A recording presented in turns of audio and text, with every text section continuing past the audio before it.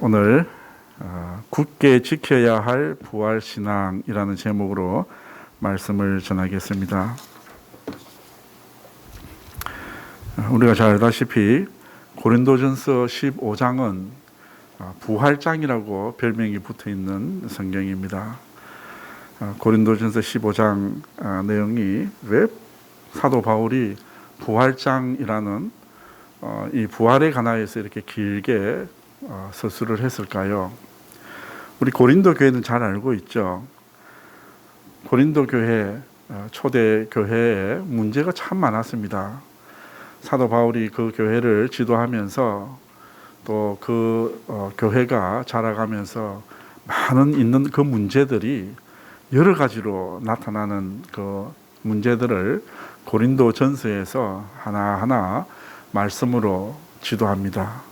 근데 그 지도하는 말씀이 사실은 조금 그냥 유순하고 그냥 타이르고 이런 말씀보다도 상당히 의조가 강하고 진리를 바로 세우려고 하는 바울 사도의 굉장한 그 모습들이 엿보이는 부분들이 많습니다. 그래서 그 고린도 전서를 받아들이는 고린도 서신을 받아들인 고린도 교회에서는 어떤 사람은 받아들였고 어떤 사람들은 거부하기도 한 그런 말씀입니다. 그렇지만 사도 바울은 사도로서 고린도 교회에 일어나는 여러 가지 문제들, 우리 1장에서부터 보면 유명한 그 구절들이 많지 않습니까? 특히 우리가 잘 아는 고린도전서 13장 사랑장, 우리는 그 사랑에 대한 아름다운 시적으로 시 표현을 기억하고 있지만 사실은 그 고린도 교회에 있었던 서로가 다투고 또 서로가 은사를 내세우면서 나는 방언도 하고 나는 특별한 은사를 받아가지고 내가 다른 사람들보다 당신들보다 훨씬 뛰어난 사람이라 하는 생각을 가지고 있는 성도들, 세상에서 잘나고 좀 뭔가 하는 사람들, 그래서 나는 교회에 많은 도움이 될 거다 이렇게 생각하고 있는 사람들 말입니다. 그래서 자신의 위치를 내세우면서 그러다 보니까 복음은 어떻게 됩니까? 복음은 점점 밀려가 버리는 그런 상황 가운데 있는 고린도 교회였습니다. 그 교회의 모습은 오늘날 우리의 모습과 별로 다르지 않습니다. 그 당시에 많은 신분의 사람들이 모여서 예배하였듯이 오늘도 우리 교회에 보면 신분의 차이도 많이 나고 재산의 차이도 많이 나고 사회적 지위도 위치도 차이가 많이 납니다. 그리고 더더욱 신앙의 정도도 차이가 많이 납니다. 그런데 그것들이 자신의 자랑거리처럼 내세워져서 교회가 하나 되고 그리스도의 몸 된 교회가 제대로 세워져야 되는데 방해를 하고 있었던 것입니다.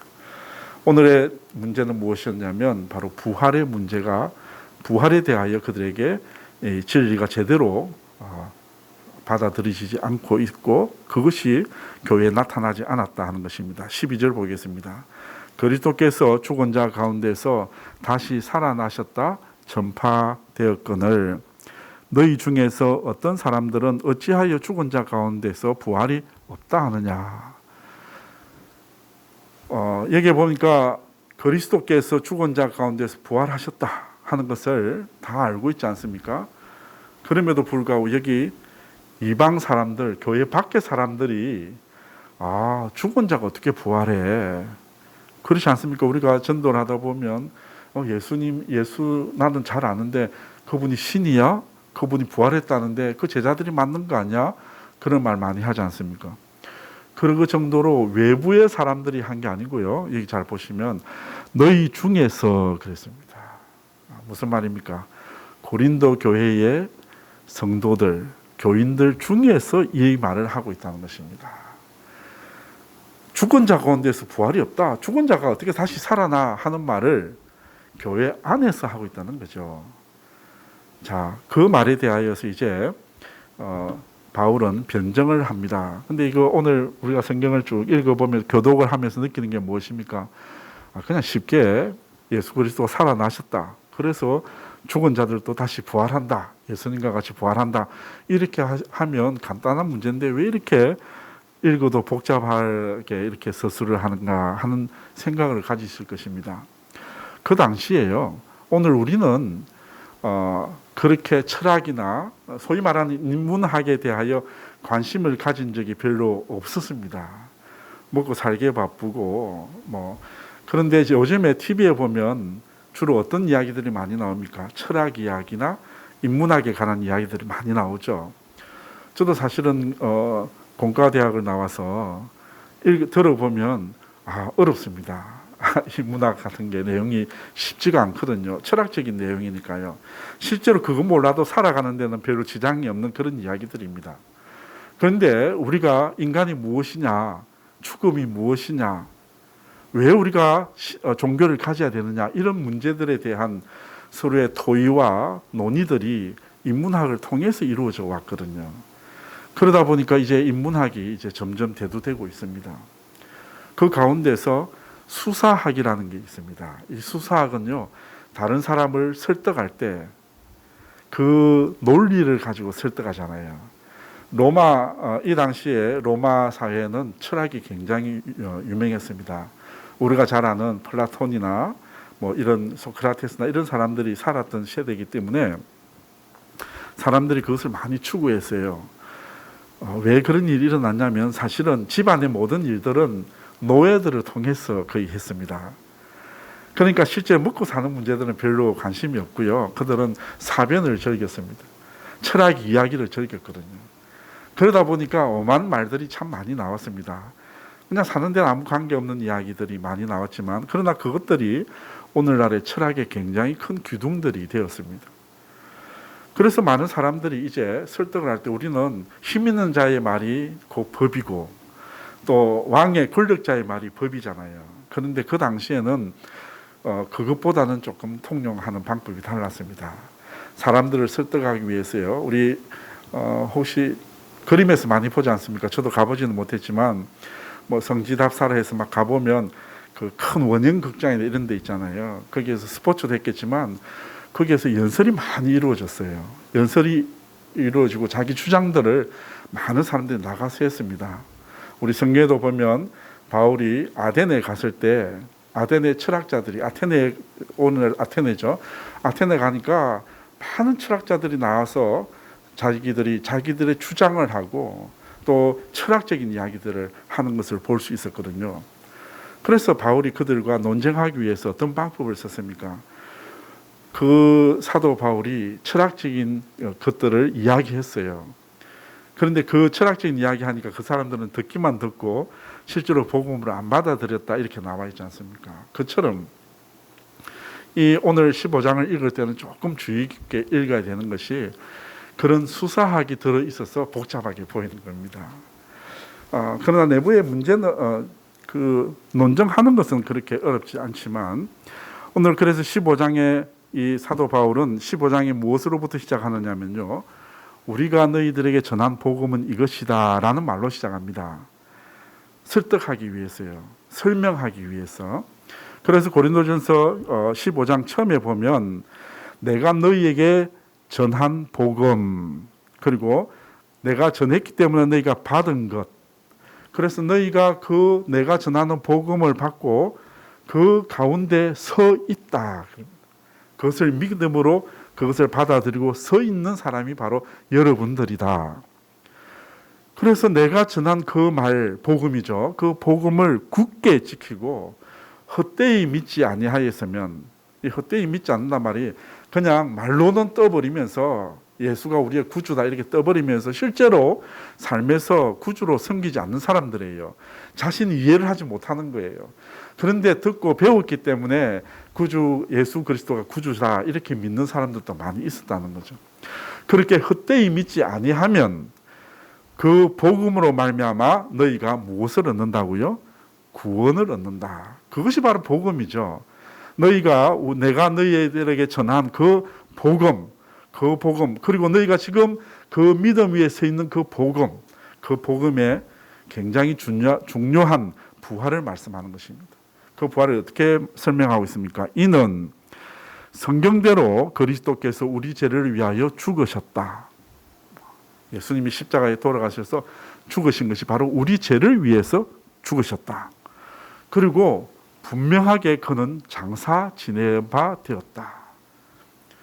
죽었는데 모습을 보지도 못했어요. 죽었다더라 이게 아니라 예수님의 무덤이 있다는 것입니다. 실제로 무덤이 있다. 그리고 그 성경대로 사흘 만에 다시 살아나셨다. 예수님은 우리를 위해서 죽으시고 장사되셨고 사흘 만에 다시 살아나셨다 하는 것이 지금 사도 바울이 전한 복음의 부활에 관한 부분입니다. 그런데 그 부활의 사실들을 증인이 있다 하는 것입니다. 거기에 보면 누가 보고 예수님을 만나고 하는 말씀이 나오는데 게바 그리고 12제자들 그리고 500여 형제에게 보이셨고요. 그리고 야고보와 모든 사도들이 봤고 이제 비천한 나도 마지막에 예수님을 보았다. 그렇게 말합니다. 그리고 그때 본 사람들이 지금 이 당시 이제 60년대 정도 됐으니까요. 그 사람들이 다 살아있다. 많은 사람이 어떤 사람은 죽기도 했지만 많은 사람들이 지금 살아있다. 그 사람들이 예수님을 보았다 하는 것이죠. 자, 그 부활에 대해서 이제 11절까지 논지를 쭉 폈습니다. 내가 전하는 복음이 이것이고 너희가 이것을 믿음으로 구원을 얻고 그래서 이 부활하신 모습을 많은 사람들이 보았다. 자, 그래서 이 내용에 대해서 우리는 우리에게 있어서 부활은 무엇인가를 이제 전개해 나가는 것입니다. 부활이 무엇입니까? 부활의 가장 기초적인 것은 부활은 역사적인 사실이라는 것입니다. 사실은 그 당시에 아까 이야기한 것처럼 사변적이고 토론과 철학을 통해서 이제 뭐 이데아론해서 아주 이상적인 세계가 있는데 그 세계는 우리 육신을 가지고 갈 수 없다라든지 이런 그런 플라톤이 주장하는 거나 이런 여러 철학자들이 주장하는 내용들을 그 사람들이 신봉을 하고 있었어요. 그렇기 때문에 예수님에 대해서는 이야기도 마치 그런 철학적인 이야기로 받아들인 사람이 많이 있었습니다. 죽었다가 부활했다 하니까요. 그런데 그것은 예수님의 죽으시고 장사되시고 살아나심은 역사적인 사실이다 하는 것을 먼저 전하고 있습니다. 그래서 이 예수님에 대한 부활이 역사적인 사실이라 이렇게 이야기하니까 그 역사성을 부정하려는 시도가 많이 있었어요. 우리가 앞에 사복음서에서도 보았듯이 예수님의 시체를 제자들이 훔쳐갔다. 그렇게 전해라 하고 막 그 돈을 주고 그게 지키던 자들에게 돈을 주고 그 뭐라 그래야 됩니까? 거짓말로 소문을 퍼뜨리라 그랬지 않습니까? 그래서 그 소문이 많이 퍼뜨려졌어요. 그리고 아니야, 예수님이 그때 죽지 않았어. 그냥 기절했던 거야. 그렇지 않습니까? 막 돌에 맞아가지고 죽은 줄 알고 사도 바울이 내버려 줬는데 나중에 툴툴 틀고 이제 일어나지 않았습니까? 그것처럼 예수님도 기절했던 거야. 이렇게 하는 사람들도 많이 있었습니다. 그리고 시대가 조금씩 흘러가면서 어떤 말이 나오냐면 그거는 제자들이 환상을 보았어. 마치 체면에 걸린 것처럼 환상을 보아서 그렇게 주장하는 거야. 그 사람이 너무 예수님을 보고 싶어 하니까 그 환상을 막 본 거야. 이렇게 이야기를 하는. 그래서 막 심리학적으로 증명을 하려고 하는 시도가 20세기에 일어나고 막 그랬습니다. 그러나 우리는 성경을 통해서 분명하게 지금 바울이 적고 있는 것은 성경대로 이게 그냥 순식간에 갑자기 일어난 일도 아니고 그 구약 성경에서 말씀하신 대로 메시아로 오셔서 우리 죄를 위하여 죽으셨고 또 장사 지낸 바 되셨고 사흘 만에 다시 살아나셨다. 그리고 그 빈 무덤이 있지 않느냐. 부활은 성경대로 역사적으로 일어난 사건이다 하는 것을 우리는 믿어야 하는 것입니다. 자, 그 역사적인 사실로 믿는 것은 굉장히 중요한 문제가 바로 우리 기독교 신앙의 핵심이 되기 때문에 그렇습니다. 계속 누누이 말씀하지만 내가 너희에게 전한 복음, 부활이라는 그 복음은요, 그로 말미암아 구원을 받으리라 하신 것처럼 우리에게 복음이 되기 때문에 그렇습니다. 그 복음, 기독교 신앙의 그 복음의 핵심이 바로 부활이라는 것입니다. 부활은 기독교의 핵심 진리입니다. 그래서 만일에 우리가 믿는 이 복음에서 부활이 빠져버리면요, 세상의 종교들하고 다를 바가 없어요. 세상의 유교의 공자도 죽었습니다. 불교의 석가모니도 죽었습니다. 이슬람의 그 사람들, 그 섬기는 사람들 죽었고요. 뭐 세상에 어떤 종교도 그 종교를 이끄는 지도자가 다시 부활하거나 지금도 살아있는 그 종교는 없거든요.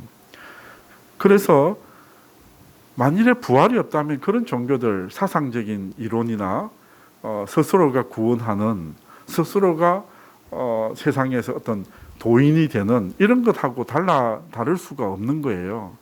그런데 우리가 잘나져서, 우리가 정말로 무술이 뛰어나거나 영역이 뛰어나가지고 우리가 신이 되고 우리가 도인이 되어서 또 우리가 뭐 영원 불멸하는 이런 것이 우리 진리가 아니거든요. 기독교의 핵심 진리는 예수 그리스도의 부활로 말미암아서 우리가 다시 살아서 하나님이 원래 예정하셨던 하나님 나라에서 하나님과 더불어 살아가는 것이 큰 그림입니다. 그것이 바로 기독교의 핵심 진리인 것이죠. 그래서 복음의 중심에는요, 예수님이 우리 죄를 위하여, 우리를 의롭게 하시기 위하여 십자가에서 돌아가신 그 죽음과 사망의 권세를 이기고 다시 부활하신, 그래서 예수 그리스도를 따르는 모든 예수 그리스도를 믿는 자들이 예수와 함께 첫 열매가 된 예수님과 함께 다시 살아나서 하나님 나라에 예수님이 우리를 위하여 마련한 영원한 처소의 구원의 백성으로 살아가는, 이것이 바로 예수님의 우리에게 주신 복음이기 때문에 그 복음, 기독교의 핵심 진리는 바로 예수님의 십자가와 예수님의 부활이 있는 것입니다. 그저 우리가 본 것대로 실제로 예수님이 맞고 피 흘리고 죽으신 그 십자가, 그것만 믿는 것은 반쪽시의 신앙인 것입니다. 우리가 그 말미암아 의를 얻은 것은 그 의로 말미암아 우리가 죽지 않고 죄로 인하여 죽어야 되는데 하나님이 그리스도의 의를 보사 우리를 다시금 살게 해주시고 영원한 생명을 주신 것이 바로 기독교잖아요. 그 기독교의 핵심 진리는 십자가와 더불어 빈무덤인 예수님의 부활이 있다는 것입니다. 그래서 부활을 부정해버리면 기독교의 복음을 자체를 부정하는 것입니다. 그런데 아까 말씀드린 대로 고린도 교회에 그리스도인이라는 분들 가운데서 너희 중에 어떤 사람들이 죽은 자 가운데는 부활이 없다. 우리 상식으로 생각해봐라. 우리가 죽었는데 어떻게 다시 살아나느냐 하는 것으로 우리의 기독교의 핵심 진리를 무너뜨리는 주장이 대두되고 있었다는 것입니다. 그래서 사도 바울이 이렇게 이야기합니다. 우리 잘 한번 재밌습니다. 좀 더 알면 더 재미가 있는데 제가 실감나게 말씀을 못 드려서 그런데, 만일에 죽은 자의 부활이 없다면 그리스도도 다시 살아나지 못했을 것이다. 왜냐하면 그리스도가 하나님이시지만 하나님이시고 사람으로 오셨기 때문에 예수님도 다시 살아나지 못했다. 죽은 자의 부활이 없다면, 그게 마치 진리라고 믿는다면 그렇지 못했다. 그런데 그리스도께서 만일 다시 살아나지 못하면 지금 우리가 전파하는 이 복음도 헛것이고요. 너희가 그 복음이 아까 서 있다 그랬지 않습니까? 구원을 바라고 서 있습니다. 근데 그 구원이 아무 의미가 없다는 거죠. 헛되다 그랬습니다. 여기에서 우리의 표현으로 보면 우리가 전파하는 것도 헛것이요, 너희 믿음도 헛것이며 이렇게 되어 있지만요, 이 사도 바울이 이것을 쓸 때는 어떻게 기록했는지 아십니까? 헛것이라 우리가 전하는 것, 헛것이라 너희 믿음, 이렇게 해서 굉장히 강조하고 있습니다. 한번 생각해봐라. 부활을 다시 사는 것이 없다면 모든 게 다 헛것이라는 것입니다. 헛된 것을 바라고 지금 다 모여 있고 헛된 것을 바라고 너희가 고난을 받고 있다는 것입니다. 그냥 편안한 가운데 있는 고린도 교회가 아닙니다. 초대교회 우리가 잘 알다시피 많은 사람들에게 고난을 받았지 않습니까? 예수를 믿는다는 것은 핍박을 받는 것을 전제를 하고 믿었습니다. 예수님을 믿는다는 것은 자기의 모든 가졌던 것, 이전의 것을 다 버리는 것을 의미하거든요. 그렇게 버렸는데 예수님의 부활을 믿지 않으면 어떻게 된다고요? 그리스도께서 만일 다시 살아나지 않았다면 그 모든 것이 다 헛것이다 하는 것입니다. 너희가 헛된 것을 쫓아오고 있다 하는 것입니다. 그리고 우리가 하나님의 거짓 정인으로 발견되리니 우리는 거짓 정언하는 사람이 되어버린다. 왜?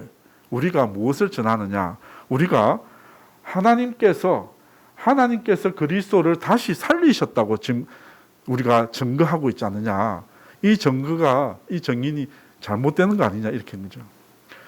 이 세 가지를 이야기합니다. 그리스도께서 만일 살아나지 못했다면 우리가 전하는 복음이 헛것이고 너희 믿음도 헛것이고 우리는 그야말로 거짓말쟁이들이다 하는 것입니다. 사기꾼이다 하는 말이죠.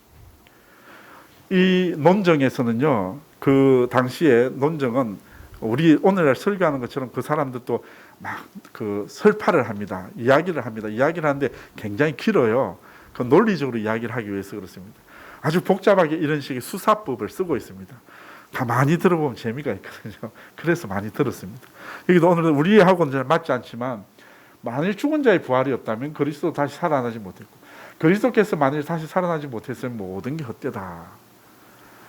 자, 만일 다시 이야기합니다. 만일 죽은 자가 다시 살아나는 일이 없으면 하나님이 그리스도를 다시 살리지 않으셨을 것이다. 세상의 진리의 주관자가 누구십니까? 하나님이십니다. 만일 하나님께서 죽은 자, 한 번 죽은 자는 다시 살아난 것이 없다. 이것이 진리였다면 하나님께서 그리스도도 살리지 않았을 것이다. 그런데 하나님이 그렇게 아니하셨다 하는 것입니다.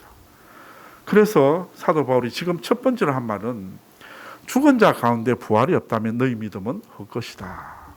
그러면 기독교에 너희가 믿고 있는 기독교 신앙이 헛것이 되어버리는 거죠. 사실 그렇습니까? 아니죠.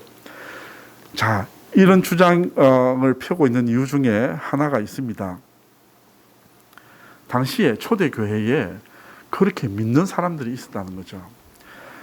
디모데 전후서에 보면요. 디모데가 있었던 교회는 어느 교회입니까? 에베소 교회입니다. 사도 바울이 에베소에 디모데를 보냈죠. 디모데가 갔는데 후메네오와 알렉산더라는 사람이 있었는데요. 이 사람들을 치리를 했습니다. 오늘날 말하자면 치리를 했어요. 쫓아냈어요. 왜 쫓아내었느냐? 그들로 훈계를 받아서 신성을 모독하지 못하게 하려 합니다. 하나님은 죽은 자도 살리시고 또 그리스도도 살리셨는데 하나님이 그렇게 하지 않았다 이렇게 하는 것은 신성을 모독하는 거잖아요. 그들이 무엇을 주장했냐면 부활이 이미 지나갔다라고 주장을 했습니다. 부활은 예수님으로 끝났다라고 주장하는 거예요. 예수님은 다시 살아날 수 있지만 우리는 못 산다 하는 거죠. 자, 그렇게 해서 망령되고 헛된 말을 버리라. 그들은 경건하지 아니함에 점점 나아가나니. 그 말을 들은 사람들이 어떻게 됐다 그럽니까? 점점 경건하지 않는데 나아갔다는 거예요. 깨어서 건신하면서 하나님의 말씀대로 살기를 위하여 살아가는 사람들이 자신의 모든 것을 버리고 예수 그리스도를 믿기로 작정했던 사람이 나는 로마 황제 대신에 예수 그리스도를 섬기겠다고 작정했던 사람들이 예수 그리스도의 부활로 이미 끝났다라는 말을 듣고 그러면 내가 죽으면 끝이지 않느냐 하는 생각에 사로잡힐 수밖에 없는 거죠. 그러면 이 땅에 사는 것 그것만 잘 살고 그것만 누리면 되는 게 아니냐 하는 생각으로 변하고 말한 것입니다. 그런 경건하지 아니함에 점점 나아가느니 그들의 말이 어떻게 됐다 그랬습니까? 마치 악성 암이 퍼지는 것처럼 성도들의 곳곳으로 암이 퍼지는 것처럼 번져갔다 하는 것입니다. 그 중에 후메네오와 빌레도가 있느니라. 진리에 관하여는 그들이 거릇되었도다. 부활이 이미 지나갔다 함으로써 어떤 사람들의 믿음을 무너뜨리느니라 그랬습니다. 자, 보십시오. 부활이 이미 지나갔다라는 그 말, 부활에 대해서 잘못 오해한 것으로 말미암아 구원을 얻는 그리스도의 진리가 무너졌다 하는 것입니다. 사랑하는 성도 여러분, 우리가 부활에 대해서 확실히 알지 못하고 우리가 부활에 대해서 확실히 믿지 못한다면 우리가 다시 그리스도의 나팔 소리와 함께 우리가 다시 살아나는 것을 믿지 못한다면 우리는 그리스도인이 아니고 헛된 세상을 쫓아가는 것과 다를 바 없다 하는 것을 말하고 있습니다. 그래서 사도 바울은 앞에서 그 말을 너희가 받은 그 말, 내가 전한 그 복음을 굳게 지키고 헛되이 믿지 아니하면, 그렇죠? 헛되이 믿지 아니하면 구원을 받으리라. 그래서 내가 가르친, 내가 전하여 준, 우리가 보고 들었던 그 복음, 예수 그리스도의 부활과 예수 그리스도의 약속, 다시 살리시리라는 그 약속을 믿고 굳게 서야만이 구원을 받는다. 그것이 기독교의 핵심 진리다라는 말씀을 하고 있는 것입니다. 그리고 그 핵심 진리가 우리의 삶에 어떤 영향을 미치는가 하는 것에 대하여 다시금 말하고 있습니다. 부활은 우리 그리스도인의 삶과 소망의 기초가 됩니다. 자, 19절에 있는 말씀 결론적으로 말하면 만일 그리스도 안에서 우리가 바라는 것이 다만 이 세상의 삶뿐이면 모든 사람 가운데 우리가 더욱 불쌍한 자다 하는 논지를 이끌어내고 있습니다. 비슷한 말을 똑같이 이야기하죠. 이제 그 다음 단락으로 넘어가서 만일 죽은 자가 다시 살아나는 일이 없으면, 그랬죠? 죽은 자 가운데 부활이 없다 그랬으니까 만일 죽은 자가 다시 살아나는 일이 없으면 누가 다시 살아나는 일이 없다고요? 그리스도도 다시 살아나는 일이 없고, 그리스도께서 다시 살아나는 일이 없다면 아까 이야기한 반복입니다. 너희의 믿음도 헛되고, 그죠? 믿음이 헛되잖아요. 근데 그보다 더 중요한 이야기를 하고 있습니다. 조금 더 중요한 이야기 이제 하고 있습니다. 너희가 여전히 제 가운데 있을 것이라는 것입니다. 예수 그리스도가 만일 다시 살지 않았다면 예수 그리스도도 죽음에 굴복된 거잖아요. 사망에 굴복된 거지 않습니까? 그렇다면 우리는 여전히 어떻게 되어 있습니까? 제 가운데 있을 수밖에 없다는 거죠. 예수 그리스도가 우리의 제물로서, 단번에 드린 제물로서 드려졌고, 우리 대신에 대제사장으로 하나님께 나아가서 제사로 드려졌는데 하나님께서 다시 살게 안 하셨다면, 받아들이지 않았다면 우리는 여전히 어떻게 되어 있습니까? 죄 가운데 있는 거예요. 어떤 것으로도 우리는 어려움을 받을 수 없고 죄로 말미암아 우리도 죄와 사망에 이를 수밖에 없는 것입니다. 그래서 여기에 뭐라고 합니까? 그리스도 안에서 잠자는 자도 망하였으리니. 금방 알겠죠? 예수 믿다가 죽은 사람들입니다. 예수 믿다가 죽은 사람들도 어떻게 되는 거예요? 소망이 없는 것입니다. 죽은 것입니다. 헛된 것이죠. 그들이 예수님을 믿고 바라보면서 죽었다 할지라도 예수 그리스도가 다시 사신 일이 없다면 죽은 것과 마찬가지라는 거죠. 그렇습니까? 아니잖아요. 사도 바울이 너희가 죽은 자 가운데서 부활이 없다고 주장하는 너희들은 구원받지 못한다는 말과 꼭 같습니다.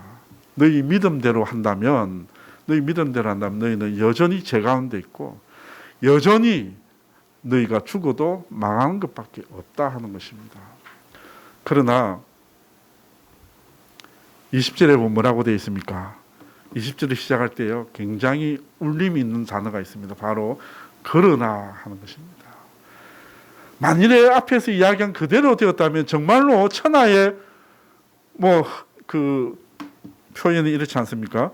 죽은 자 가운데서 부활이 없다면 그리스도 안에 있는 우리가 최고로 불쌍한 자라 그랬거든요. 우리는 최고로 불쌍한 자 될 뻔했는데, 그러나 사도 바울이 확실하게 선언합니다. 그러나 이제 그리스도께서 죽은 자 가운데서 다시 살아나사 잠자는 자들의 첫 열매가 되셨다. 얼마나 힘 있는 말씀입니까? 정말로 얼마나 좋은 소식입니까? 이게 복음 아닙니까?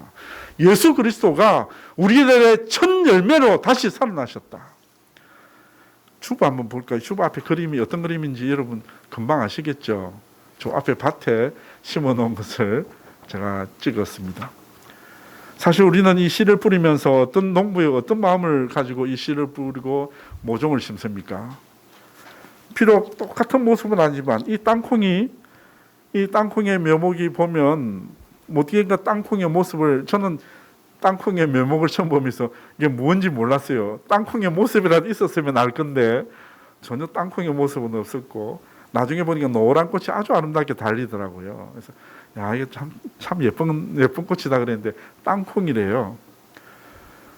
농부가 씨를 뿌립니다. 이 비유가 좀 더 뒤에도 나오긴 한데요. 그냥 농부가 씨를 뿌릴 때 그냥 아무것도 아닌 종자 같은 거 뿌리고요, 아무것도 아닌 것 같은 이 그냥 풀 같은 것을 심어 놓으면 나중에 옥수수로 자라나지 않습니까? 새로운 것으로 자라나는 그 소망을 가지고 농부들이 그 일을 하잖아요. 우리에게도 그 소망을 주신 것입니다. 그러나 이제 그리스도께서 죽은 자 가운데서 다시 살아나사 잠자는 자들의 이 첫 열매가 된 것이다. 우리는 이것을 뿌리면서 옥수수를 심었는데 옥수수가 안 난다는 가정을 누가 합니까? 땅콩을 심었는데 이게 땅콩이 안 날 거다라고 생각하면서도 누가 땅콩을 심습니까? 이번에 이제 고요교회 가서 저희가 일을 좀 했어요. 고요교회 바닥이 좀 무너져가지고 물이 차가지고 그걸 벗어나는데 서준계 남목사님이 감자를 다 갈아엎었대요. 그래서 권사님이 농사를 잘 지으시는 90 되시는 그 권사님이 오셔가지고 감자를 이렇게 하면 안 난다는 거예요. 잘못했나 봐요. 잘못 심었나 봐요. 그래서 그 말을 듣고는 남목사님이 그거 다 갈아엎어 버렸어요. 갈아엎고 다시 고구마를 심었거든요. 다시 나지 않을 것, 소망이 없는 것, 이미 죽는 것, 끝나는 것, 이것은 소망이 없습니다. 예수 그리스도의 복음이 그렇지 않다는 말입니다. 그러나 예수 그리스도가 다시 살아나셔서 다시 살아나는 것의 첫 열매가 되었다. 이렇게 사도 바울은 강하게 선포하고 있습니다. 그래서 사망이 아담이라는 한 사람으로 들어왔다면 이제 새로운 생명, 새로운 부활은 예수 그리스도로 말미암아 분명하게 온다는 것입니다. 모든 사람이 죽는 이유가 뭐냐? 아담이 범죄했기 때문에 죽지 않느냐? 모든 사람이 아담의 범죄로 말미암아 죽었다면 이제 예수 그리스도가 다시 살아나셨으니까 둘째 아담 예수 그리스도를 믿는 자는 예수 그리스도 안에서 다시 살아난다는 소망이 있다는 것입니다. 그것이 예수 그리스도의 복음입니다. 우리가 그곳에 서 있는 거예요. 우리가 그것에 서 있기 때문에 최고로 불쌍한 자가 아니라 최고로 행복한 사람이라는 것입니다. 우리가 그것을 믿는 믿음이 있기에 내가 이 세상을 살아갈 때 진짜 고난을 당하고 아무런 대접도 받지 못하고 조롱을 당하며 아무렇지도 않게 무지랭이처럼 살다가 죽는다 하더라도 예수 그리스도에 관한 믿음만 있다면 다시 최고의 행복한 사람으로 다시 예수님의 하나님의 복음의 하나님의 백성으로 다시 살리셔서 예수님이 예비하신 처소에서 하나님과 함께 영원한 삶을 살아갈 것이라는 그 소망이 있다는 것입니다. 사도 바울이 그것을 이야기하기 위해서 앞에서 장황하게 그렇지 않다면 우리는 정말로 최고로 불쌍한 사람이다. 우리가 믿는 건 다 헛되다. 아무런 의미가 없다. 이렇게 말하면서도 그래서 그가 하는 말이 무엇입니까? 우리의 삶이 다르다는 것입니다. 세상 사람들은 끝이고 이제 감자가 열매를 맺지 못한다는 소리를 듣고 그것을 다 그냥 엎어버리듯이 끝나는 것이지만 우리는 다시 예수 그리스도로 말미암아 다시 살아날 소망이 있기 때문에 우리의 삶은 달라야 한다는 것입니다. 이 세상으로 끝나고 노세 이 세상 한 세상 잘 살아보세 그냥 먹고 마시고 놀게. 그래서 얘기해 보면 죽은 자가 다시 살아나지 못한다면 내일 죽을 테니 먹고 마시자 하지 않겠느냐. 그러한 삶으로 살 수밖에 없지만 우리는 그런 말에 속지 말아라. 악한 동무들은 선한 행실을 더럽히나니 깨어서 의를 행하고 죄를 짓지 말라 하는 것입니다. 왜 그렇게 살아야 됩니까? 우리는 다시 살 것이기 때문에 그렇습니다. 그들은 하나님의 심판이 있다는 것조차 모르고 세상에서 돈을 많이 벌면 그 돈을 가지고 어떻게 쓸까? 어떻게 이 땅에서 누리며 살까? 창고를 더 지어서 내가 그냥 먹고 사 마시고 살 거다 이렇게 이야기하지만 우리의 삶은 그렇지 않다는 것입니다. 이 땅의 삶은 하나님께서 심판하시고 다시 살아나서 다시 살리셔서 그리스도를 다시 살린 것처럼 우리에게 새로운 생명을 주셔서 다시 살리셔서 하나님과 함께 살아갈 그날을 바라보면서 깨어서 의를 행하면서 살아라 하는 것입니다. 그게 소망 있는 사람입니다. 제가 그냥 뭐 농부들에게 비하면 형편없지만 제가 위에서 조금 심어보고 하는데요. 그 열매를 보기가 얼마나 어려운지 모릅니다. 땅콩을 제가 화분에다 심었는데 벌레가 나와가지고요. 기겁을 해가지고 어떻게 해야 될지는 모르고요. 상추가 있는데 거기 갑자기 벌레가 물었는데 이걸 무엇으로 씻어내야 되고 어떻게 벌레를 없애는지 모르겠더라고요. 우리가 사는 것은요. 다시 열매를 맺고요. 하나님 예수 그리스도 안에서 새 생명의 열매가 필 것을 바라보며 살아가는 사람들입니다. 그런 벌레가 끼고 또 그냥 햇빛을 제대로 못 받아가 시들시들한 것처럼 보이고 금방 죽을 것 같지만 하나님께서 우리를 지키셔서 우리를 다시 살린다 그랬지 않습니까? 그래서 우리는 소망이 있는 거예요. 우리가 병이 들고 아프고 실패하고 낭망하고 절망하는 그 가운데서도 이 말씀 속에서 우리가 예수 그리스도가 다시 살리신 것처럼 하나님께서 너희도 다시 살리시라는 그 약속 때문에 소망을 가지고 이 땅을 살아가는 것입니다. 그래서 부활을 믿는 성도의 삶은 달라야 한다는 것입니다. 그러면 사도 바울이 고린도 교회 성도들에게 또 오늘 우리들에게 하는 말씀은 무엇이겠습니까? 너희들이 부활의 신앙에 견고하게 서서 성도의 삶으로 다른 삶을 살아라고 권면하고 있는 것입니다. 그저 나는 부활을 믿어, 예수님께서 우리를 살리실 거야, 이런 믿음, 이런 고백에서 끝나지 말고 너희가 깨어서 의를 행하고 죄를 짓지 말고. 그래서 57절, 58절이 마지막 결론이거든요. 이렇게 이야기합니다. 우리 주 예수 그리스도로 말미암아 우리에게 승리를 주시는 하나님께 감사하라. 하나님, 내가 이렇게 어렵고 힘들게 살아도 하나님께서 나를 다시 살리실 줄 알기 때문에 이 육신을 벗고 새로운 육신으로 다시 부활할 것을 믿기 때문에 하나님께 감사하고 하나님께 찬양합니다. 우리에게 승리를 주신 것, 최후의 승리를 얻을 수 있기 때문에 감사합니다고 감사의 찬송을 할 수 있는 것입니다. 그래서 권면합니다. 그러므로 내 사랑하는 형제들아, 견실하며 흔들리지 말고 항상 주의 일에 힘쓰는 자들이 되라. 이는 너희 수고가 주 안에서 어떻다고요? 헛되지 않다 그랬습니다. 앞에는 어떻게 이야기했습니까?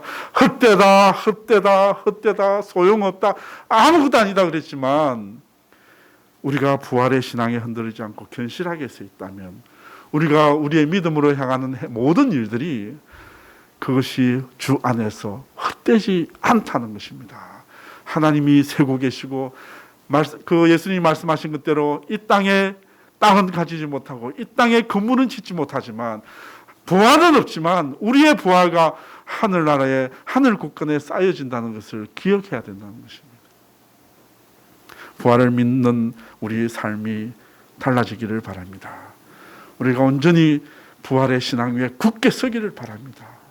부활의 신앙에 굳게 선 자답게 이 땅에서 누리고 이 땅에서 모든 것을 해결할 것이 아니라 장차 올 세상을 바라보면서 깨어서 의를 행하는, 하나님을 기쁘시게 하는 저와 여러분이 되기를 간절히 바랍니다. 기도하겠습니다. 우리에게도 부활의 승리를 주시는 하나님, 우리는 성경대로 그리스도 예수께서 우리 죄를 위하여 죽으시고 장사 지낸 바 되셨다가 성경대로 사흘 만에 다시 살아나셔서 부활의 첫 열매가 되신 예수 그리스도의 부활을 믿습니다. 또한 예수 그리스도께서 다시 오실 때에 마지막 나팔의 홀련히 변화하여 썩지 아니할 것으로 다시 살아날 것을 믿습니다. 그런데 아직도 내 삶을 살펴보면 마치 죽은 자 가운데 부활이 없다 하며 이 세상에 삶만 살고 있는 것처럼 살아갈 때가 있었음을 회개합니다. 용서하여 주시옵소서. 죽은 자가 어찌 다시 살겠느냐 하면서 결국 죽을 터이니 먹고 마시자 하는 어리석은 자들과 다를 바 없는 삶을 살지 않도록 성령님 인도하여 주시옵소서. 우리 주 예수 그리스도로 말미암아 우리에게 부활의 승리를 주시는 하나님께 감사를 드립니다. 부활 신앙에 견실하며 흔들리지 않고 항상 주의 일에 더욱 힘쓰는 자 되도록 주여 도와주시고 인도하여 주시옵소서. 예수님의 이름으로 기도드리옵나이다. 아멘.